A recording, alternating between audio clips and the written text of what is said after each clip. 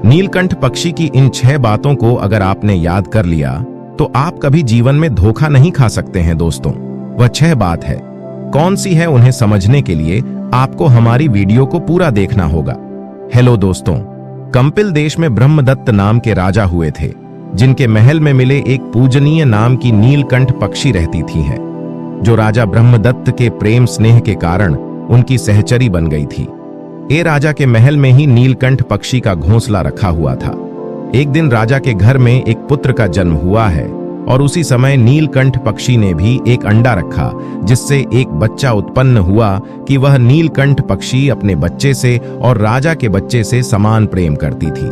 वह रोजाना घूमने जाती थी तो हमेशा 2 फल आया करती थी, एक फल अपने बच्चे के लिए और एक फल राजा के बच्चे के लिए, जिससे भी दोनों बच्चे बहुत प्रसन्न रहते थे।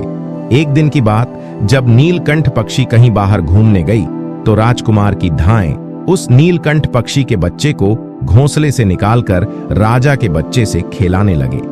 हुआ यह कि राजा के बेटे से नीलकंठ पक्षी के बच्चे की कसकर पकड़ने के कारण मृत्यु हो गई थी कि रोज की तरह जब नीलकंठ पक्षी लौट कर आई और उसने अपने बच्चे को मरा हुआ देखा तो वही नीलकंठ पक्षी अपने बच्चे के गम में बहुत विलाप करने लगी। यह देखकर राजा को बहुत दुख हुआ। गुस्से में नीलकंठ पक्षी ने राजा से कहा, रे नराधम, तूने मेरे बच्चे को अपने बच्चे से खिंचवाकर मरवा दिया है। तू तो सनातन धर्म को जानने वाला है, फिर भी तू भूल गया कि शरण में आए हुए की भूख से व्याकुल, कि शत्रुओं द्वारा पीछा किए जाने वाले की ओर लंबे समय से अपने घर में रहने वाले की हमेशा रक्षा करनी चाहिए। यदि मनुष्य इनकी रक्षा नहीं करता है तो वह निषिद्ध है, कुंभी पाप नरक में पड़ता है दोस्तों। इतना कहकर नीलकंठ पक्षी ने राजा के बेटे की अपने पंजों से दोनों आंखें फोड़ डाली और आकाश में उड़ गई।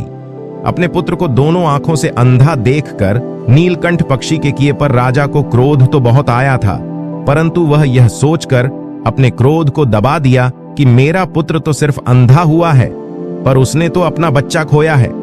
राजा क्रोध को शांत कर नीलकंठ पक्षी से कहने लगा, हे नीलकंठ, तूने जो किया है बहुत अच्छा किया है।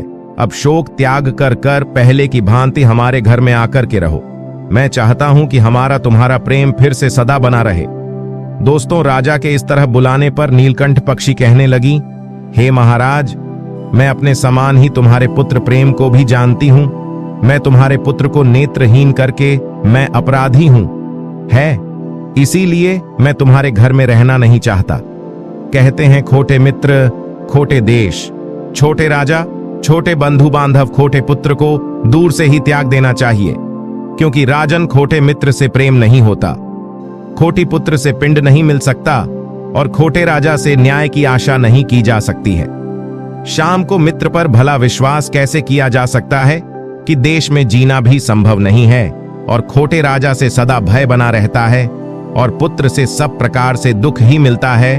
जो मनुष्य अपराधी पर विश्वास करता है वह अनाथ और दुर्बल मनुष्य की तरह है, लंबे समय तक जीवित नहीं रह सकता है। अविश्वासी का विश्वास कभी न करें, क्योंकि ऐसे लोगों पर विश्वास करने से जो भय उत्पन्न होता है वह जड़ को भी काट डालता है। जो मनुष्य राजा के सेवकों पर तथा वर्ण संकर जाति के लोगों पर विश्वास करता है वह ज्यादा दिनों तक जीवित नहीं रह सकता। कहते हैं मनुष्य बार बार के बैर होने के भय से शत्रु को जीवित नहीं रखती, क्योंकि शत्रुओं को अग्नि को और रीढ़ को यदि थोड़ा भी बाकी रहने दिया तो यह फिर इकट्ठा होकर बढ़ने लगते हैं। इसलिए इनके शेष को भी शेष नहीं रहने दिया जाना चाहिए था कि एक पात्र अगर शत्रु एक साथ हंसता है, बोलता है, एक ही पात्र में साथ साथ भोजन भी करता है और एक ही आसन पर साथ बैठता है तो वह अपने पिछले पैरों को याद करता रहता है। दोस्तों, शत्रु के साथ संबंध करके भी उसके ऊपर विश्वास नहीं करेंगे, क्योंकि इंद्र ने अपने दामाद होकर भी पुलोमा को युद्ध में मार डाला था, जो मनुष्य मन में बैर को छुपाए हुए पर यह बातें करता है बुद्धिमान पुरुष या उस पर विश्वास करके उसके पास ना जाए। जैसे मृग बहेलिये के पास नहीं जाता है। यदि बैर रखने वाला शत्रु बढ़ रहा हो तो उसके पास निवास नहीं करना चाहिए। जैसे बढ़ती हुई नदी का बैग वृक्ष को गिरा देता है, शत्रुओं से उन्नति पाने पर मैं भी उन्नत हो गया हूं। ऐसा विश्वास ना करें कि जो मनुष्य इन बातों को ध्यान में रखता है वह कभी भी अपने जीवन में शत्रुओं से चोट नहीं खा सकता। इतना कहकर वह नीलकंठ पक्षी आकाश में उड़ गई। दोस्तों, यदि वीडियो से आपने कुछ सीखा हो तो वीडियो को लाइक करते हुए कमेंट सेक्शन में आप अपनी राय रख सकते हैं। आप सभी दर्शकों का बहुत बहुत धन्यवाद।